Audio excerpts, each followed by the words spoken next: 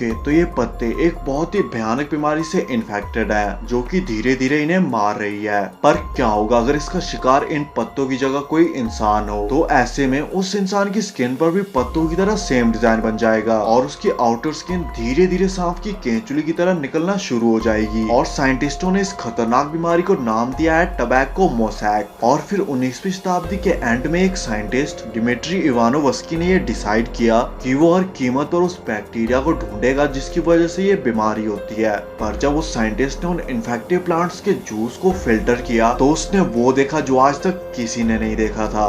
ऐसा फिल्टर जो हर एक बैक्टीरिया को रोक सकता था उसके आगे बिल्कुल बेकार था। और ये वायरस बहुत ही तेजी से एक पौधे से दूसरे पौधे में फैल रहा था। ये बैक्टीरिया बाकी सभी बैक्टीरिया के मुकाबले बहुत ही ज्यादा छोटा था, पर फिर भी साइज पे मत जाना, ये बहुत ही ज्यादा खतरनाक था। इस तरह ह्यूमैनिटी को उसका पहला दुश्मन मिला जो कि एक वायरस था। बहुत सारे साइंटिस्ट इस वायरस को ऑब्जर्व कर रहे थे, पर इसके बावजूद ये पूरी दुनिया में फैलता जा रहा था और फिलहाल साइंटिस्टों के पास इसको रोकने का कोई भी तरीका नहीं था। आज की इस वीडियो में हम जानेंगे कि ह्यूमैनिटी ने इस वायरस से कैसे जंग लड़ी और मोस्ट इम्पोर्टेंटली हम इससे कैसे जीत सकते हैं। तो अगर चैनल पे नए हो तो ऐसी अमेजिंग वीडियोस के लिए चैनल को सब्सक्राइब कर देना और वीडियो को एंड तक जरूर देखना। तो ह्यूमैनिटी की वायरस से जंग के बारे में जहां तक रिकॉर्ड्स हैं तो ये सबसे पहले 1485 में रिकॉर्ड किया गया था, जो कि एक बहुत ही खतरनाक और मिस्टीरियस बीमारी थी और ये इंग्लैंड में फैली थी। जो भी इस बीमारी से इन्फेक्ट होता था उसे बहुत ही ज्यादा प्यास लगती थी, जिसे रोक पाना एक टाइम के बाद इम्पॉसिबल हो जाता था और वो इंसान धीरे धीरे पागल होने लगता था। उस इंसान को बहुत ही ज्यादा थकान होती थी और वो बीमार पड़ जाता था, जिसके बाद उसे बहुत ज्यादा पसीना आता था और इल्यूजन दिखाई देना शुरू हो जाते थे और इनसे इन्फेक्टेड हर 2 में से एक इंसान एक दर्दनाक मौत मरता था और इसका नाम रखा गया था इंग्लिश स्वेटिंग सिकनेस। इस वायरस ने पूरे 70 सालों तक वहाँ के लोगों में दहशत फैला के रखी थी, जिसका कोई भी इलाज नहीं था और ना ही किसी को ये पता था कि ये कैसे शुरू हुआ। सिर्फ आज के मॉडर्न साइंटिस्ट ये पता लगाने में सफल हो पाए कि ये बीमारी हैंता वायरस से फैलती थी और उस टाइम पर इस बीमारी का इलाज बना पाना इम्पॉसिबल था। अब बात करते हैं दूसरे वायरस की, जिसने पूरी ह्यूमैनिटी को हजारों सालों तक डरा के रखा, जिससे हर तीसरे इंसान की मौत हो जाती थी और जो बच जाते थे उनके शरीर पर गहरे कभी ना मिटने वाले निशान रह जाते थे और हर 5 में से एक इंसान पूरी उम्र के लिए अंधा हो जाता था। जब यूरोपियंस इस वायरस को अमेरिका लेके गए तो इसने वहाँ की 90% आबादी को मार डाला और जो 10% बच गए उनमें से भी आधे से ज्यादा अंधे थे और पिछले वाले की तरह इस वायरस का भी कोई इलाज नहीं था। पर 1796 जब वायरस नाम तक इन्वेंट नहीं हुआ था, एक साइंटिस्ट डॉक्टर एडवर्ड जेनर ने इस लाइलाज बीमारी की एक कमजोरी ढूंढ ली, जिसमें उनको पता चला कि वो लोग जो गाय का दूध निकालने का काम करते हैं उन्हें ये वायरस इन्फेक्ट नहीं कर रहा है। और फिर उसने दूध निकालने वालों के सैंपल से एक मेडिसिन बनाई और पता नहीं क्या सोच के एक 8 साल के बच्चे में इंजेक्ट कर दी और फिर उसने उस 8 साल के बच्चे को उस डेडली वायरस से इन्फेक्ट करने की कोशिश की और सिर्फ अपने एक्सपेरिमेंट के लिए उस 8 साल के बच्चे की जान खतरे में डाली। पर समहाउ उसकी दवाई काम कर गई और इस लड़के को कुछ भी नहीं हुआ और इस तरह ह्यूमैनिटी ने वायरस की पहली वैक्सीन बनाई। पर अगर हमें इस जंग को पूरी तरह से जीतना है तो हमें अपने एनिमी के बारे में और जानना होगा और किसी भी वायरस को पूरी तरह से खत्म करने के लिए ये पता होना बहुत जरूरी है कि उसकी शुरुआत कैसे हुई। ज्यादातर साइंटिस्टों का मानना है कि वायरस एक्चुअली डेड होता है और इसका जिंदा होना इम्पॉसिबल है, जो कि अपने आप सर्वाइव नहीं कर सकता। पर जैसे ये किसी जिंदा सेल में एंटर करता है जिसमें ह्यूमंस भी आते हैं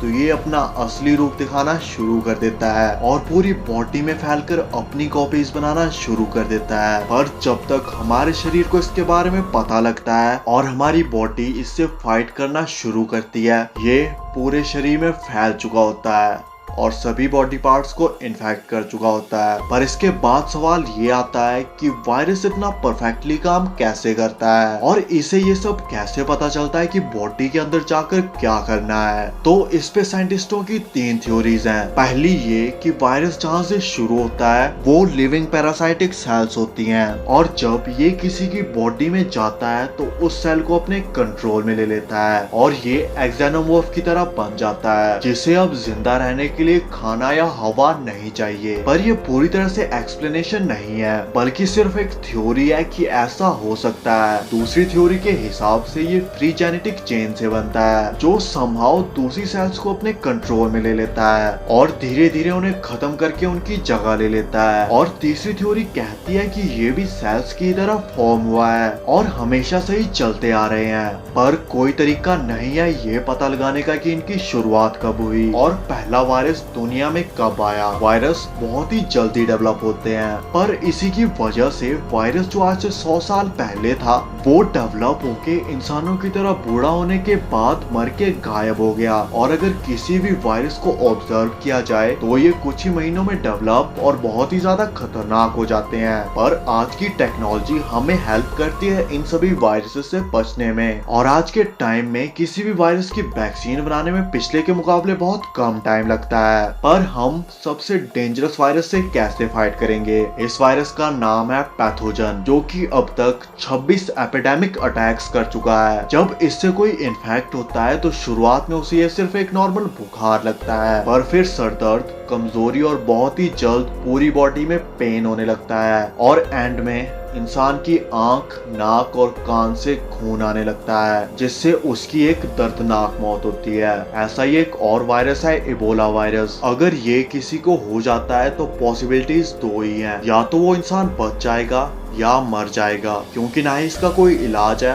ना ही कोई ट्रीटमेंट और इसके बहुत सारे टाइप्स हैं जिनमें से सिर्फ कुछ की वैक्सीन ही अवेलेबल है। और ये वैक्सीन भी तभी काम करती है अगर इन्फेक्शन के कुछ घंटे बाद ही ये लग जाए। ये वायरस ब्लड और टच से फैलता है, जो कि इंसानों के साथ साथ जानवरों को भी हो सकता है। तो अगर आप अफ्रीका जाने का प्लान बना रहे हो तो बार बार अपने हाथों को धोते रहना और किसी भी जानवर को टच मत करना। और अगर तुम एनिमल लवर हो तो सिंपली प्लान को कैंसिल कर दो, क्योंकि अगर किसी भी इन्फेक्टेड एनिमल ने तुमको काट या थोड़ी सी खरोच लगा दी तो ये तुम्हारी लास्ट ट्रिप होगी और तुम मर भी सकते हो, जो कि शुरुआत में सिर्फ बुखार की तरह लगेगा और बाद में इंसान को बहुत ज्यादा बेचैनी होने लगती है और उसे हर चीज से डर लगने लगता है। ऐसे में तुम्हें घर के सभी दरवाजे और खिड़कियां बंद कर देनी चाहिए, क्योंकि एक हवा का झोंका भी तुम्हें बहुत ज्यादा डराकर हार्ट अटैक दिला सकता है। और अगर किसी को प्यास लगती है तो वो पानी तक नहीं पी सकता, क्योंकि गिलास में थोड़ा सा पानी देखकर उसको डूबने का डर लगेगा। और इससे बचने का सिर्फ एक तरीका है, जितनी जल्दी हो सके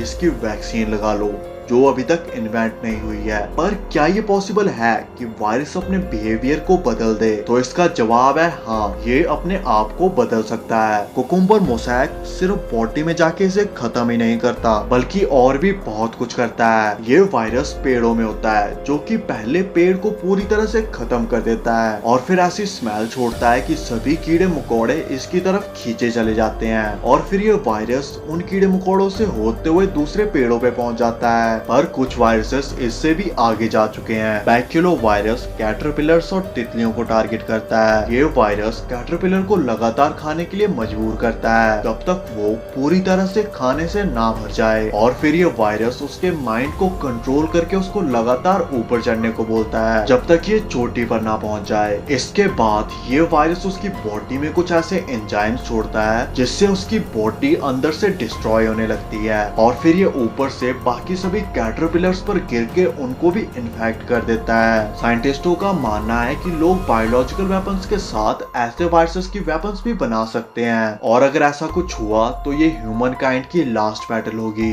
पर क्या कोई ऐसा तरीका है जिससे हम किसी भी वायरस से बच सकते हैं? तो इसका जवाब है हाँ, और इसका नाम है स्प्यूटनिक वेरोफेज। अगर इसको किसी भी वायरस से इन्फेक्टेड बॉडी में डाला जाए तो ये वायरस को उसकी कॉपीज बनाने की जगह अपनी कॉपीज बनाने के लिए बोलता है, और ये किसी भी वायरस को रिप्लेस करके उसे पूरी तरह से खत्म कर सकता है। और अगर ये नेचर में इस तरह से काम करता है तो फ्यूचर में साइंटिस्ट इसका यूज कर सकते हैं और फिर ये ह्यूमंस के लिए हार्मलेस होगा। पर वायरसेस के लिए डेडली होगा। हमें ह्यूमंस की पास्ट में हुई वायरसेस के साथ फाइट के बारे में पता है, जिन्होंने अभी तक अपने निशान छोड़े हैं, और आज भी हमारे डीएनए का 8% हिस्सा वायरसेस से बना है।